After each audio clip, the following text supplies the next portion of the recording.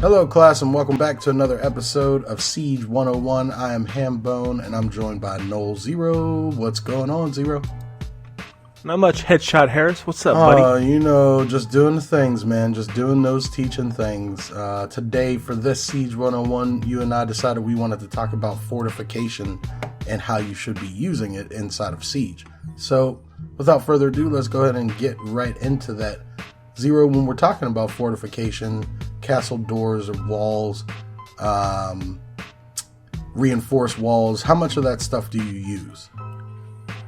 Well, I think anybody that's played with me knows that I get really sick and tired of boarded up doors. Like, I've played with some people that like to board up every single door they come across, and I'm like, you're only closing off sight lines.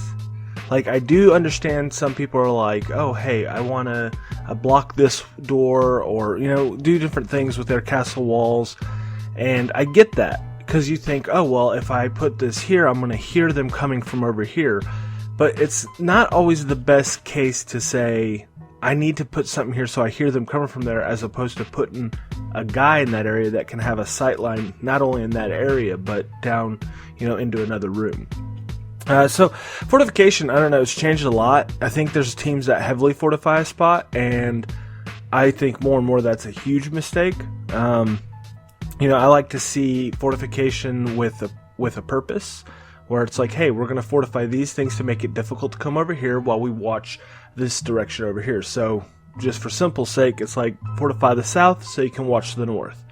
Obviously, if you're fortifying the south, there's a lot more resource that has to be poured into the south side of something when it's heavily fortified than the north side. So you're kind of pushing them into the route that you want them to go, unless they want to burn a lot of resources to go that way. Right.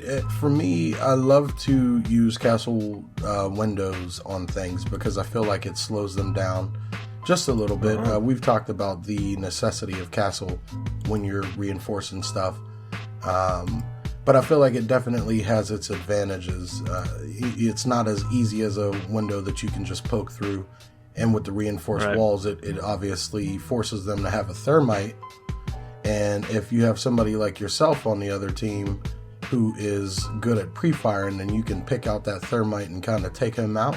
It really does end up being what it's supposed to be, which is a reinforcement. But other than that situation, none of the reinforcements are impenetrable, right? You can get through them with some means, some fashion. They do a really good job of keeping that balance. But inside of ranked versus casual, does it change how much you fortify stuff? Yeah, in casual, I don't do it at all for the most part. Normally, I'm running around like a chicken with my head cut off. I think me and you talked about this with Troy the other day. In casual, we like to play the game in ways that we don't in ranked. It's not just to like troll or anything. Like, we're sincerely trying new stuff, right? Maybe playing more aggressive, doing things that in ranked you're like, I'm not going to take the chance because you don't have enough experience to say that it's worth trying to make that play. Maybe jumping out a window, maybe knocking out a floor panel into a room, different things, that you would normally like, oh, that seems like a good idea, but you don't want to try it in ranked. So in casual, not at all. Definitely in ranked, we kind of change our ways. And, a lot of it comes from we lose a certain way, and we realize very quickly, like, if we, instead of fortifying this wall, knocked it out with a nitro cell, we could have prevented this from happening. Or, maybe if we put fortifications over here as opposed to over there, like, this is how we could watch that way and have that reinforced. Right. So, I think I would just encourage people to continue to think about ways of using fortification instead of saying let's lock down the objective room, because let's be honest, this game more and more I'm seeing less people play the objective. They just want to kill everybody. So necessarily locking down the fortifying the objective room isn't always the best idea. I mean, some people don't even think about the fact that if you put a reinforced wall somewhere where maybe you're camping an area, maybe you're in a corner or something, that can protect you from getting fired through on a wall. Right. Because they're going to have to thermite that, and that's not, if you just put one reinforcement wall, to cover your backside, that's not necessarily worth thermiting. Right. So, and that's what I was going to say. Like, inside of ranked, you definitely see different strats for how people fortify things, and because casual does such a good job of being usual most of the time, you can kind of pinpoint what things will be reinforced based on where the objective is. But in ranked, it's not that way. We've seen it where, let's say there's a 3-wall reinforcement spot, you'll see 2 reinforcement walls, and then the third one has a pre-fire hole. Just so that they can catch you off guard, because they know you're expecting to see all 3, and if you see 2, why wouldn't there be a third? And that brings us to our last section of strategies for using fortifications. Obviously, I just said one where you might put one on the left and one on the right and leave the middle open to pre-fire. We've seen stuff like that. One reinforcement that I think a strat that's really good is putting barbed wire in places that force them to take the time to destroy it. Unless they have a sledge, it's the biggest audible cue in the game for me to hear somebody playing with the reinforcements. Oh, absolutely. Especially barbed wire. I mean, that thing is so loud, and it's immediate. Just and you're just like, okay, they're right here. I can hear them very, very easily.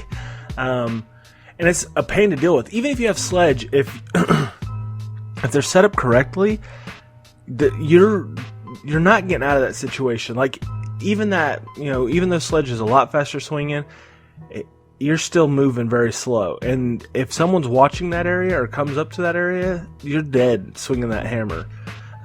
So, yeah, I mean, I definitely just want to encourage, like, the thought process of putting, different things in different areas and change it. Don't continuously reinforce the same walls. Don't continuously put your barbed wire in the same spot. Here's the thing. You're going to win a lot of games. You're going to lose a lot of games. So don't continue to try to win with the exact same strategy. Have different strategies. Try reinforcing different things, maybe not reinforcing so heavily. Do different things that you can see how they work out. And maybe you'll learn, like, hey, this strategy works if the team plays this way, and this strategy works if the team plays that way. Because that definitely plays into it. A team that plays a lot slower, heavily fortifying the room is a big problem for them, because they get down to, like, a big problem we've had, and we've gotten better, is we used to take until the last minute to really push on the objective. And if there were 3 people in the objective room, which was heavily fortified, maybe we've already lost our thermite. So now we have to come through the castle doors. Right.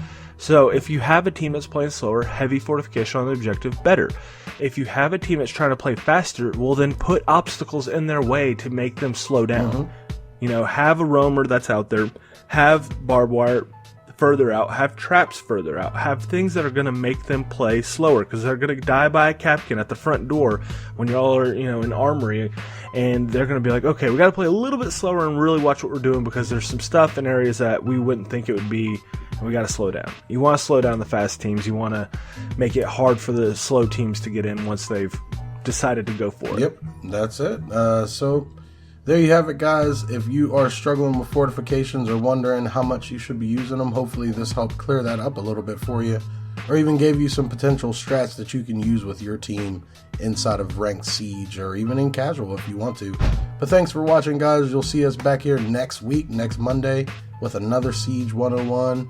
And we appreciate you guys listening and watching this video, so thanks for the support. But until then, guys, we'll see you when we see you. Peace.